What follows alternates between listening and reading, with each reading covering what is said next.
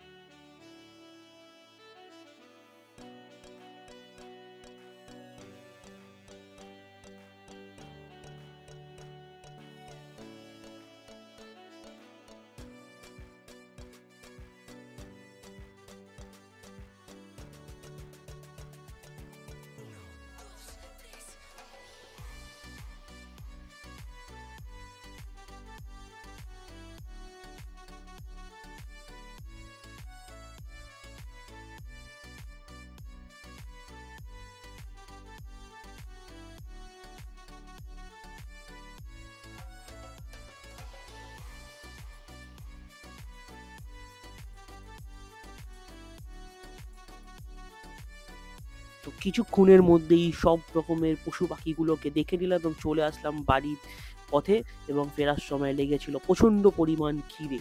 তাই একটা দোকান খুঁজছিলাম এবং খুঁজতে, খুঁজতে পেয়ে গেলাম পেটুক এবং জিজ্ঞেস করে নিলাম আমি গিয়ে যে ওখানে কি আমি বসতে পারবো?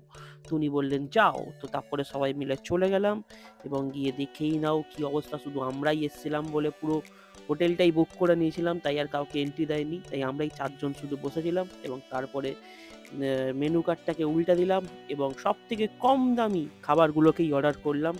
সেটা হচ্ছে schezwan rice, schezwan chicken rice আর মাশরুমের একটা কিছু হবেই।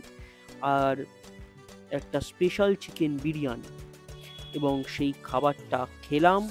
খাবারটা খেতে ভালোই ছিল। যেহেতু সবাই পুরো রেস্টুরেন্টটাই বুক করে নিয়েছিলাম।